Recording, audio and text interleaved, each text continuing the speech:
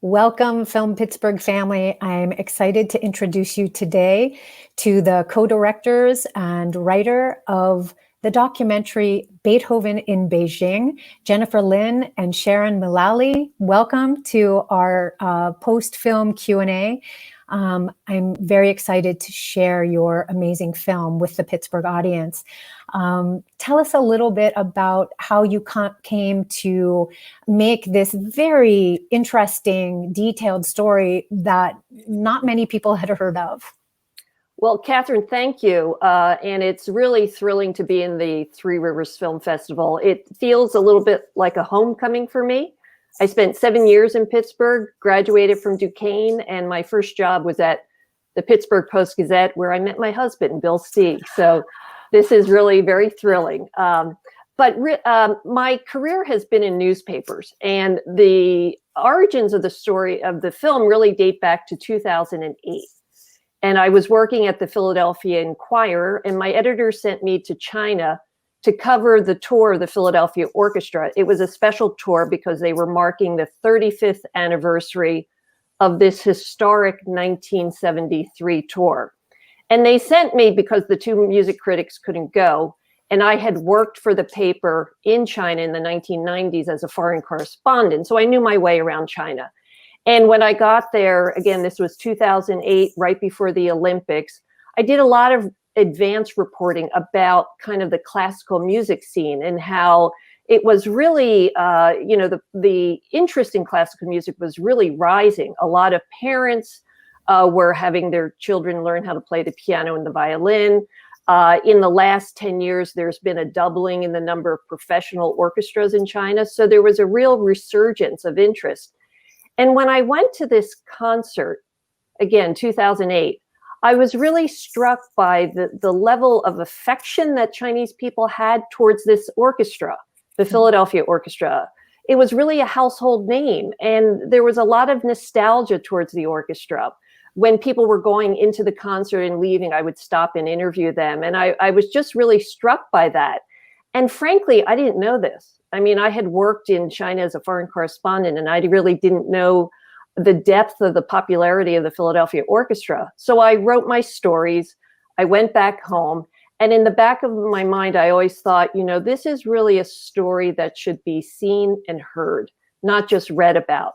And I think I was always harboring the notion that I'd get into documentary filmmaking. And I just started researching the topic and left the newspaper business in 2014 and approached the orchestra about doing a documentary about their China legacy. And they were very interested. They introduced me to a local filmmaker in Philadelphia by the name of Sam Katz, who had a production company called History Making Productions. And Sam was interested in the project, and he introduced me to Sharon. And this is my first documentary film, and Sharon has worked on more than 20 feature-length films. So, we began collaborating, and it really was a wonderful experience, a great collaboration. And together we spent the last 3 years working on this film. We went to China 4 times, 3 times with the Philadelphia Orchestra and once with the Curtis Institute of Music, which is in Philadelphia. So that's really the genesis. The access you had was amazing. Yes. Really makes those portions, the current day portions of the film, really meaningful. And one of the things we found was that we feature a number of the musicians who were on the 73 trip, and a few of them are still active orchestra members. And it was a really significant event for them. One of the players says it was the first time he had ever been out of the country. He didn't even have a passport. So, these were young people, and it made a big impression on them going there, and the reception that they got. And the orchestra has gone back 13 times or so since then. So it's been a really important ongoing relationship. Clearly. And also the archival footage that is included. So when you talked about people that were playing for the orchestra in 73, one of the things that I loved about the film is that the young musicians that are, it's intergenerational. You have older musicians that have been playing for many, many years, and then so many young people. And I think that's wonderful. What can you say that's really intergenerational like that? I mean, Yeah, most professional anything, that's not the case. yeah, I'd like to go back though, Catherine, to what you said at the outset about the archival Yeah. material, Yeah. because we worked really hard to find that. And we lucked out. There was one TV reporter who went in 1973, Cotty Martin, and she had produced a documentary about the 73 trip in 73. So we had that footage. Wow. But we really dug up some original content too, home movies. The orchestra opened up their archives to us, so we had all of their photographs from 73. But we found some real gems. Yes. Like at the Nixon Library, we found the actual phone call when President Nixon picked up the phone and invited Eugene Ormandy to go to China. And we have Nixon to thank for that because, he recorded all of his Oval Office conversations. And then we also found at the Library of Congress a press conference, an audio tape of a press conference that Ormandy had given in 1974 when he came back from China. So it's all about China. So we found a lot of nuggets like that. And as far as the intergenerational aspect of the movie, one thing that we discovered when we went to China is how the audience for classical music in China is much younger than it is here. Like if you go to the Pittsburgh Symphony or the Philadelphia Orchestra, the audience tends to be tilt on the older side. But in China, we would go to these concerts and there would be little kids and young couples, and it was a very different vibe. Wouldn't you say, Sharon? It definitely was. And a lot of that is the resurgence of classical music in China that happened at the end of the Cultural Revolution, because Western classical music had been totally suppressed in China during the Cultural Revolution. And once Chairman Mao died and that period of time was over, the restrictions were lifted, there were people who were really hungry for classical music. I mean, there had been a strong classical music tradition in China before then, mostly centered in the big cities. But parents who, during the Cultural Revolution, were forced to hide their love of classical music and not be able to play it in public, were finally being able to play, and they were encouraging their children to play and getting lessons and instruments.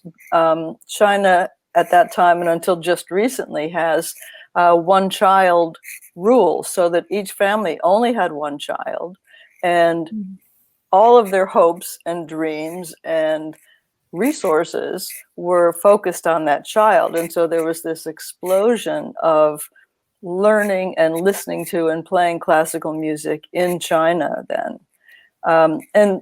And it's in their schools. I mean, it's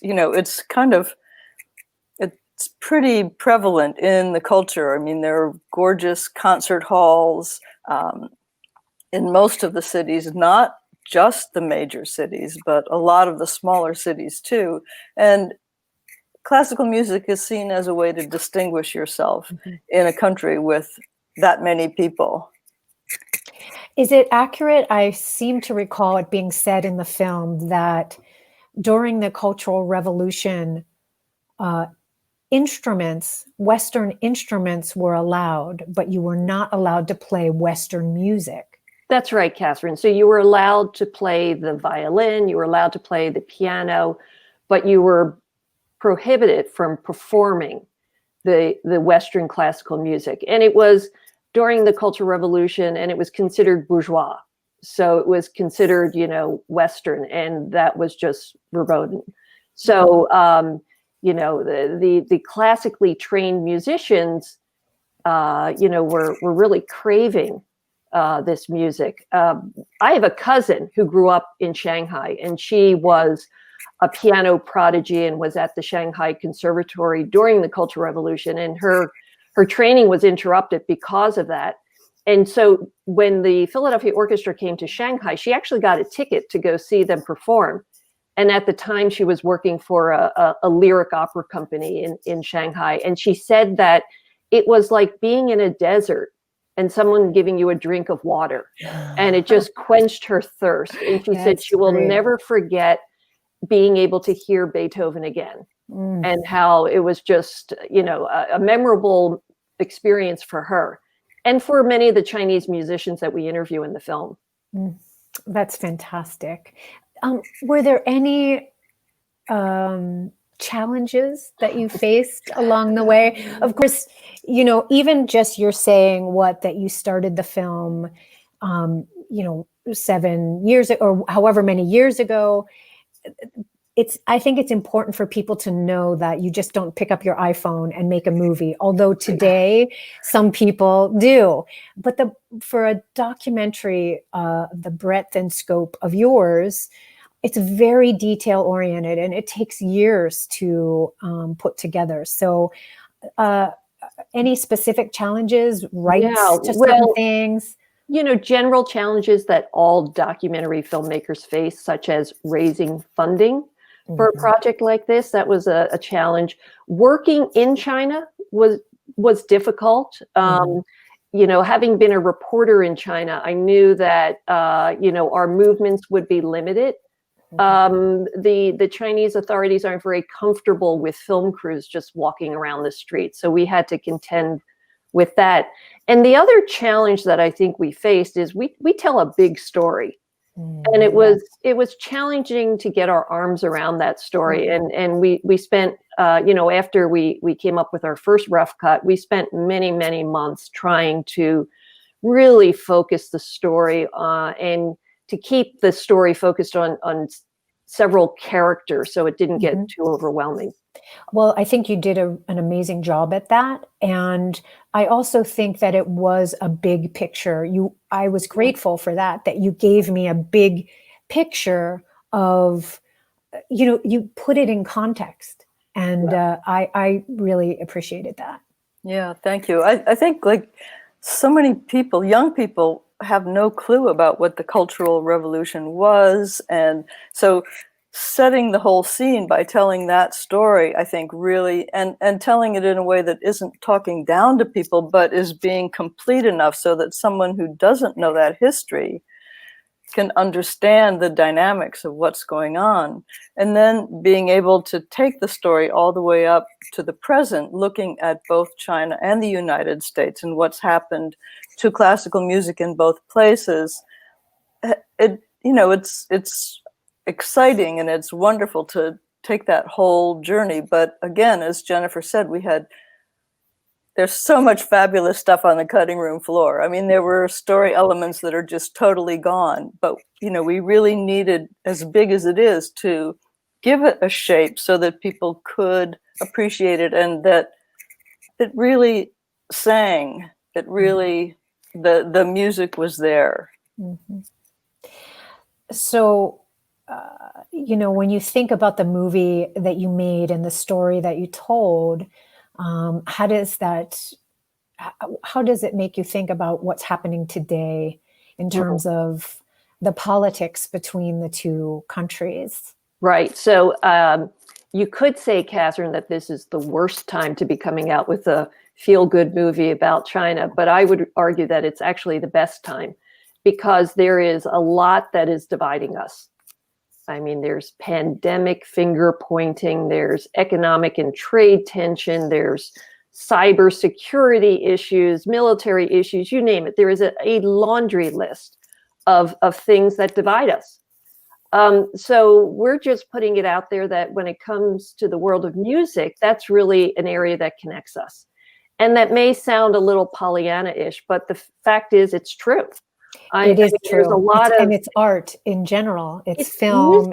Music. It's music, dance, it's theater. All the cliches. It's the universal language of music, but it is truly something that engages us and connects us.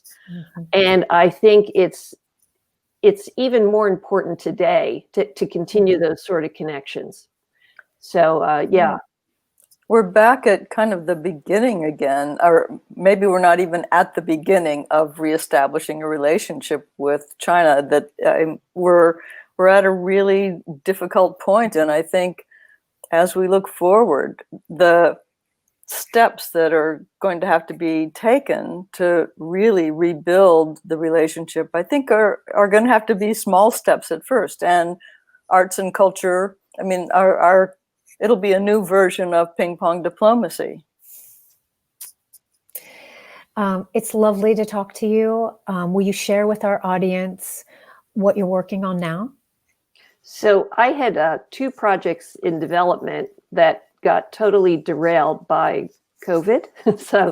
So during quarantine, to maintain my sanity, I actually wrote a book version of Beethoven in Beijing, just focusing on 1973. So it'll be coming out next year by Temple University Press. So I went back to my roots of writing. So I'm focusing more on activist video and just really trying to work on the community level with grassroots organizations on issues of white supremacy and racism in our country. And who knows where any of that might go, but it just is something that I feel compelled to do at this moment. Right. Very good. Well, thank you both for the work that you did on this film and allowing us to present it to our audience here in Pittsburgh. And we wish you all the best of luck, and know that we're a home for you. So we're always interested in seeing what you're up to. Thank you for your time today. Greatly appreciate it. And thank you, Film Pittsburgh audience, for tuning in. We'll see you next time. Thank you, Catherine. Thanks, Catherine. You're so welcome.